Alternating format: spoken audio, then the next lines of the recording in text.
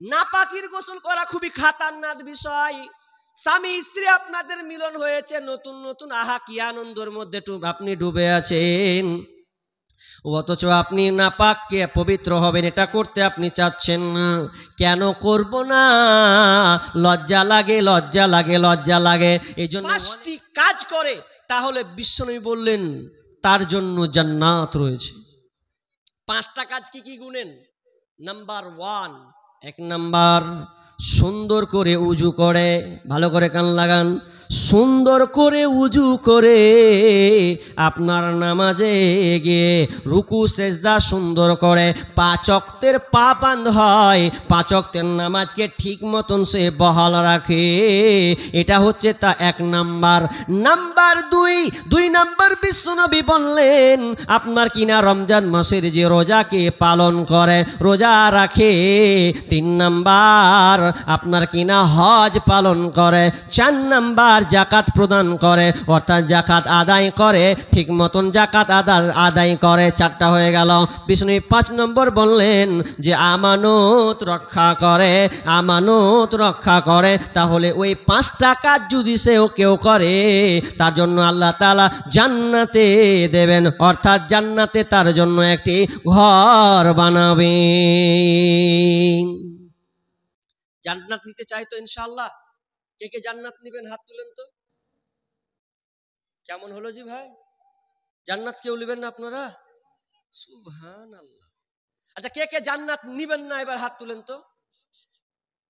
একজন হাত তুলে আছে, তাহলে দুধ গেজে হাই হবে, বুঝতে পারে না। জান্নাত আমরা সবাই চাই, কিন্তু জান্নাতের কাজ তো আমাকে করতে হবে। 5 নাম্বার বললাম আমানত রক্ষা করা। তো সাহাবীরা বুঝতে পারলেন যে আমানত রক্ষা, এবার আবার কি আমানত রক্ষা করা, এবার বুঝিয়ে বলেন। বিষ্ণু বলছেন আমানত রক্ষা করা মানে, আমানত রক্ষা করা মানে নাপাকির গোসল করা, নাপাকের গোসল করা।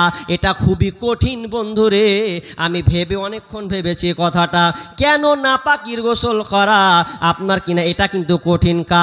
জিহাদে যাওয়া কিন্তু মনে হয় আসান আছে, আপনার কিনা বেশি বেশি করে নামাজ পড়া মনে হয় আসান আছে, আপনার কিনা দান করা কিন্তু আসান আছে, কিন্তু নাপাকির গোসল করা খুব কঠিন। কঠিন লাই। একটা ছেলে বিয়ে করেনি, ওর স্বপ্ন দোষ হয়েছে, রাতের বেলা এখন গোসল করবে। আর বাপ মা বলছে যে বেটা কিসের লেগে গোসল করছে রাত 1টার সময় না?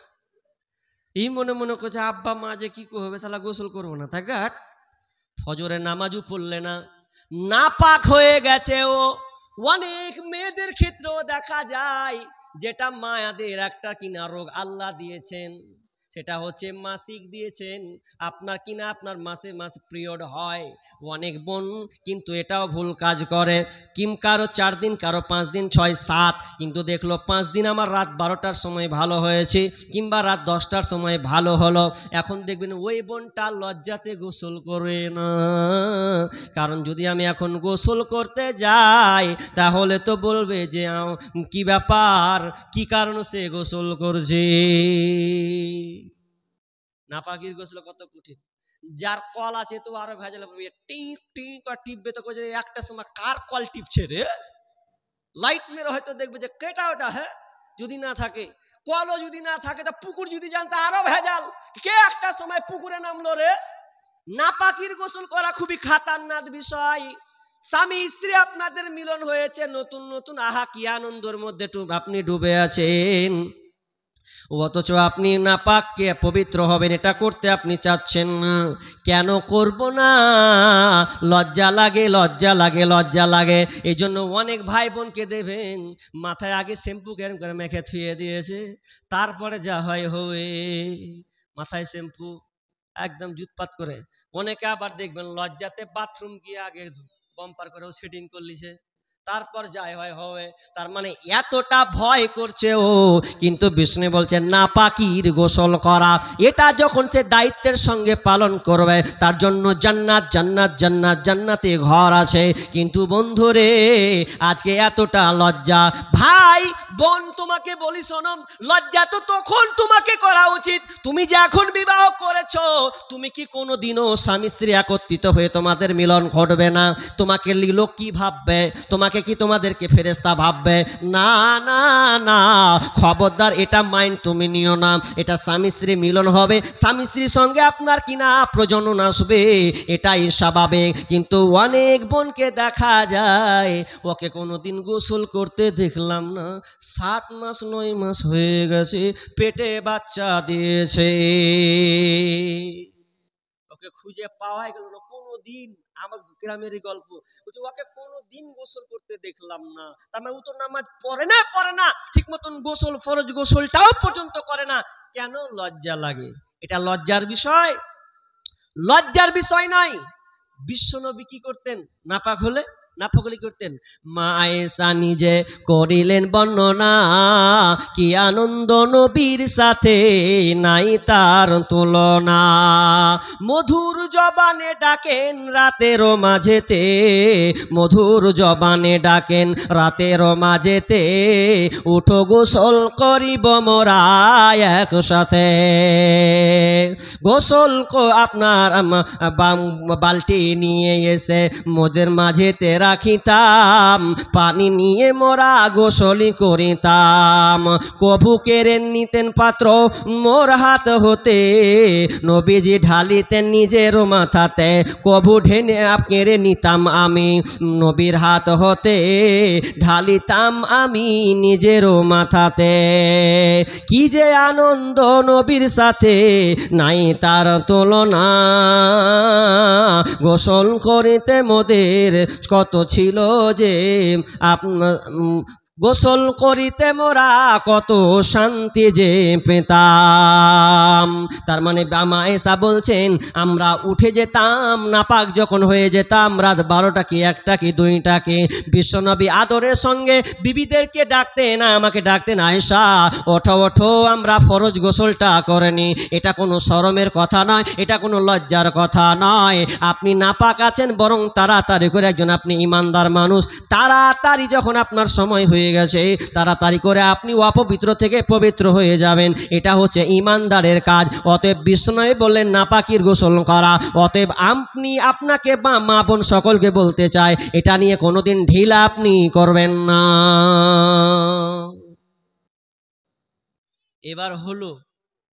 এবার শেষ কথা বলি একটা। আপনাদের এইদিকে একটা কথা শুনলাম, কি জানেন? বলবেন হ্যাঁ কি না, ভুল হতে পারে, সঠিক হতে পারে। আপনার এদিকে বেগুন চাষ হয়েছে? হ্যাঁ, ভালো হয়েছে না খারাপ হয়েছে? হ্যাঁ, খুব খারাপ। আর আমাদেরটা আরো উল্টা, অন্য কিছু। দুটাকে মিলাচ্ছি আমি একটা একটা করে, ভালো করে বুঝেন। বেগুন চাষ আপনাদের উত্তর দিনাজপুরে ভালো হয়নি তো আমার দিকে বলছেন 90 টাকা কিলো, 80 টাকা, মাথায় খারাপ। যেখানে 40 টাকা 30 টাকা কিলো বেগুন, সেখানে দাম দর হচ্ছে 90 কিলো। আপনাদেরও ভেজাল, আমাদেরও ভেজাল, দুই দিকে ভেজাল শুরু হয়েছে। আর আমার আল্লাহ কি বলছেন ওটা কি আপনি গুরুত্ব রেখেছেন? আল্লাহ বলছেন আল্লাহ বলছেন তোমরা কি করো, আমার আনফিকু তোমরা দান করো, মিন তয়্যিবাতি মা কাসাবতুম ওয়া মিম্মা আখরাজনা লাকুম, তোমরা দান করো, আমি তোমাদেরকে, তোমরা তোমাদের আপনি উৎপন্ন ফসল থেকে তোমরা আল্লাহ রাস্তায় দান করো, তোমাদের ইনকাম সোর্স থেকে তোমরা আল্লাহ রাস্তায় দান করো, এবং তোমাদের জমিন থেকে যা আমি উৎপন্ন করি, জমিন থেকে যেটা তোমাদেরকে দিই, ওটা ওখান থেকে তোমরা আল্লাহ রাস্তায় খরচ করো। শুধু তাই নাই, আল্লাহ সুবহানাহু বলছেন ওয়াল্লাযীনা ইয়াকনিজুনাদ যাহাবা ওয়াল ফিজ্জাতা ওয়া লা ইউনফিকুনাহা ফি সাবিলিল্লাহি ফাবাশশিরহুম বিআযাবিন আলীম। আল্লাহ বলছেন যারা সোনা এবং চাঁদিকে অর্থাৎ অর্থ উপার্জন করে জমা রেখে দেয়, অর্থাৎ অর্থ সম্পদ, টাকা কড়ি, ব্যালেন্স, এগুলোকে জমা রেখে দেয়, আল্লাহ বলছেন তাদেরকে সুসংবাদ দাও, আযাবের সুসংবাদ, তাদেরকে কঠিন আযাবের সুসংবাদ তাদেরকে দিয়ে দাও। যারা কিনা আপনার অর্থ সম্পদকে আপনার কিনা জড়ো করে রাখে, জমা করে রাখে, চাইলে আর রাস্তায় খরচ করে না। আর আগের আয়াতটা বললাম, আল্লাহ যে আপনাদের জমিন থেকে থেকে উৎপন্ন দিচ্ছে, ওটা আল্লাহ নিজে আপনাকে দিচ্ছে। অস্বীকার করার আছে আপনাদের? কে অস্বীকার করবেন যে আমি নিজে করছি? নিজে যদি করেন তো ঠেকালেন না কেন বেগুনটাকে? হাজি, কত দিলেন সার, কত পানি, কত আপনার কিনা ঔষধ, তাই তো? এত খরচ, ঠেকালেন না কেন? পারলেন না কেন? প্রত্যেক বছর তো পান, এখন কেন পেলেন না? কি ফল ছিল? আল্লাহ বলছেন পরীক্ষা, পরীক্ষা সব জমাচ্ছ। আর আমাদের মুর্শিদাবাদ সুতি থানা, শামসেরগঞ্জ, দুই জায়গায় আমাদের বাড়ি। শামসেরগঞ্জের আপনারা নাম শুনেছেন, ধানগড়া, এরকম প্রতাপগঞ্জ, যদি সোশ্যাল মিডিয়ায় দেখে থাকেন, নদীর ভাঙন আপনারা দেখেছেন তো? নদীর ভাঙন কেন হলো? শুধু বলছেন মাটি নরম, বাদ বাধা নেই। এই জন্যে আমি ওখান থেকে ছোট থেকে বড় আমি জানি কেন, কি কারণ। হাদিস থেকে আপনাকে ব্যাখ্যা বুঝবে, হাদিস থেকে প্রমাণ করব আমি। এটা আমার বিষয়ে আলোচনাও আছে, নদীর ভাঙন কেন হলো। সব বলবে এটা সরকার টাকা মারছে, নদীর ভাঙন বাঁধে না এই জন্য। বন্ধুরে, না না না, ওই জমিনগুলোতে আপনার কিনা চাষ হতো, জমিন ফ্রি আপনার কিনা আনলিমিটেড সরকারের পড়ে আছে। অনেকে কারো জমি ছিল কিন্তু ঠিক মতন চাষ করতো, কিন্তু আল্লাহ রাস্তায় ঠিক মতন তারা দান করতো না। শুধু তাই নয়, তারা আপনার কিনা ওখানে আপনার মদ খাওয়া হতো, ডিজে বাজতো, পিকনিক হতো, কেউ মানা করতো না।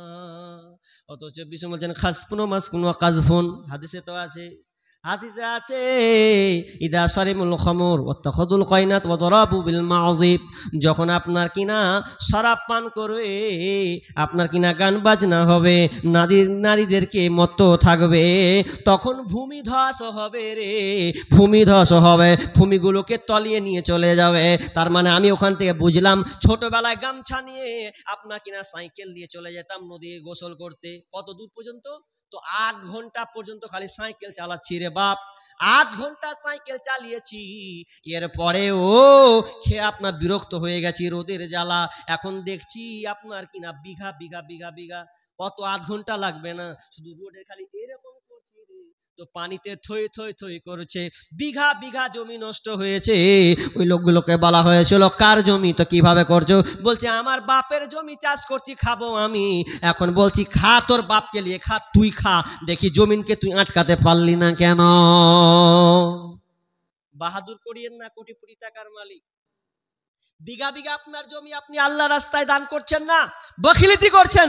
বখিলিতি আপনার, বখিলি করা আপনার যেদিন বুঝিয়ে দেবে আল্লাহ, হারে হারে টের করে দেবে, সেদিন আপনি বুঝতে পারবেন দান করতেই হবে। যদি আপনার ফসল ভালো করতে চান, যদি আপনার জমিনকে সুন্দর করতে চান, তাহলে যে আল্লাহ আপনাকে প্রতিশ্রুতি দিয়েছে তুমি দান করো, আমি আল্লাহ তোমাকে দেব, এই প্রতিশ্রুতির মধ্যে আপনাকে থাকতে হবে।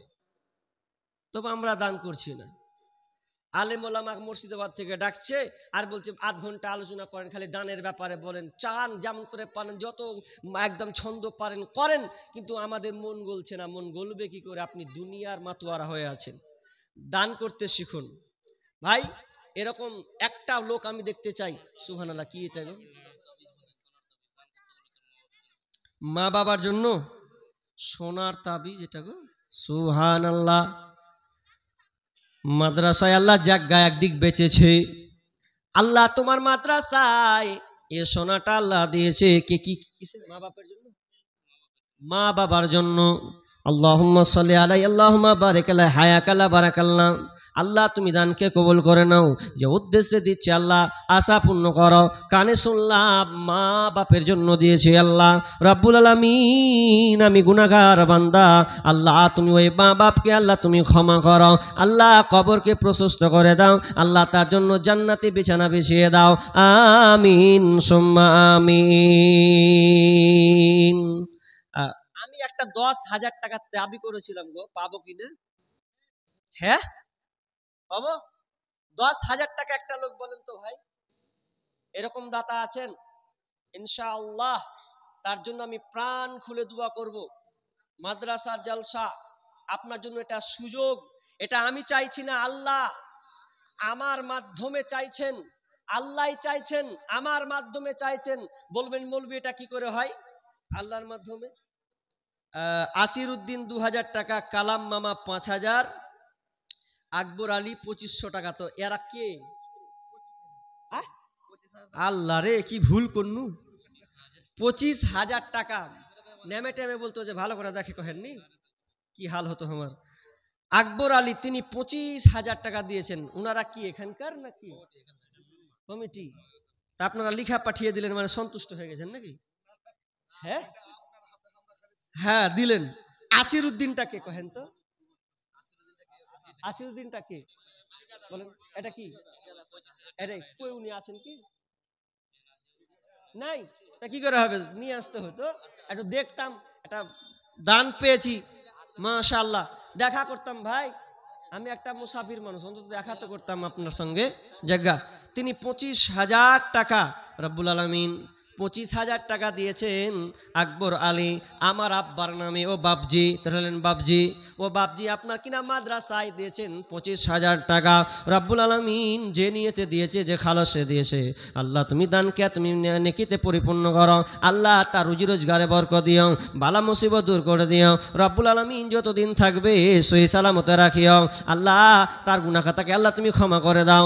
রব্বুল আলামিন জীবনে যতদিন থাকবে ইমানের সহিত যেন থাকতে পারে, আল্লাহ তুমি তার তৌফিক দান করো, আমিন সুম্মা আমিন।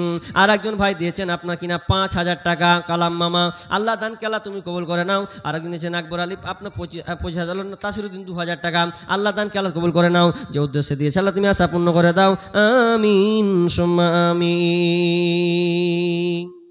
10,000 টাকা একটা আবদার রেখে পড়ে যাবে, ছোট জিনিস। 10,000 টাকা পরে খুলিও। 10,000 টাকা একটা চেয়েছি ভাই আপনাদের নিচে বসা একজন নাই। কোন আল্লাহর বান্দা, কোন আল্লাহর বান্দা? একজন। আমি একটা চেয়েছি, নেই এরকম কোন একটা 10,000 টাকা দেনেওয়ালা? কি নাম? আবুল হোসেন। ও তো উনি আছেন কি? আবুল হোসেন ভাই, আবুল হোসেন ঠিকাদার। তিনি ঠিকাদার মানুষ পেরে এরকম দান জি। হ্যাঁ 5,000 টাকা আছেন উনি গো ভাই, আসেন তো ভাই একটু দেখেন। আপনি খালি হাতে আসেন তাও দেখছি আপনার, আসেন। আল্লাহুম্মা সাল্লি আলা মুবারাক আলা হায়াকাল বারাক। উনার বাবাকে দিয়ে পাঠিয়েছে। আরে সুবহানাল্লাহ। বাপজি আপনার ছেলে কই? হ্যাঁ তো আমি আবদার করছিলাম যে আর 5,000 টাকা যদি হতো, আপনার ছেলে দিতে পারবে কিনা? মনে হয় দিতে পারবে, আশা করছি। আবদারটা রাখছি 5,000 টাকা। আপনি বললে মনে হয় হয়ে যাবে, না করবেন আপনার কথা দিয়ে দেবেন। নারায়ে তাকবীর। জাগা বাপ আছে না, বাপ যেমন বেটা তেমন। বাপ হ্যাঁ বললে তো হ্যাঁ, মানে আর 5 বার হয়ে দিলে হয়ে যেত নাকি? হ্যাঁ সঙ্গে সঙ্গে হয়েছে। জায়গা 10,000 টাকা দিয়েছে। আল্লাহুম্মা সাল্লি আলাইহি আল্লাহুম্মা বারিক আলা হায়াকাল বারাকাল্লাম। আল্লাহ তিনি 10,000 টাকা এই মাদ্রাসায় দিচ্ছেন। আল্লাহ রব্বুল আলামিন এখানে কোনো আপনার কিনা বাকি কিছু নয়, শুধুমাত্র কোরআন হাদিসের চর্চা, আল্লাহ দিনের চর্চা হবে। আল্লাহ এখান থেকে ফুল আপনার কিনা ফুল ফুটবে।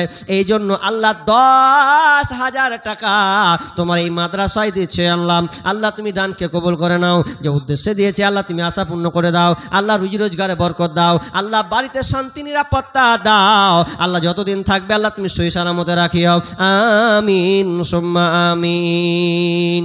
রঙিন এই পৃথিবী ছাড়িতে হইবে, সাদের এই দেহ মাটিতে খাইবে।